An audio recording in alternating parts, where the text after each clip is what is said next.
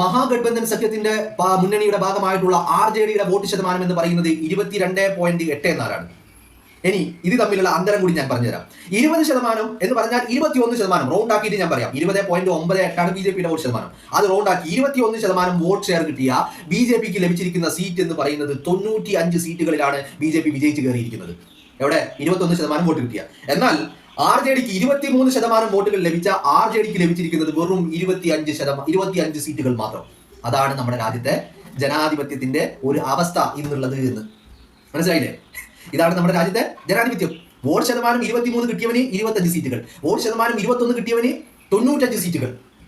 ഇതാണ് ഈ രാജ്യത്തിന്റെ ജനാധിപത്യം. അതുകൊണ്ട് ഈ രാജ്യത്തെ ഈ ബീഹാറിലെ തോൽവി അത് രാഹുലിന്റെ തോൽവിയല്ല. ഈ രാജ്യത്ത് ഇപ്പോ വന്നിരിക്കുന്ന തോൽവി അത് കോൺഗ്രസിന്റെ തോൽവിയല്ല, അത് ഈ രാജ്യത്തിന്റെ ജനാധിപത്യത്തിന്റെ തോൽവിയാണ്.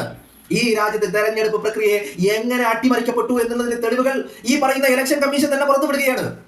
ഇലക്ഷൻ കമ്മീഷൻ പുറത്തുവിടുന്ന തെളിവുകൾ വെച്ച് ഈ രാജ്യത്തെ ജനാധിപത്യ പ്രക്രിയ അട്ടിമറിക്കപ്പെട്ടു എന്നുള്ള കാര്യത്തിൽ ഒരു തർക്കവും നിങ്ങൾക്കാർക്കും വേണ്ട.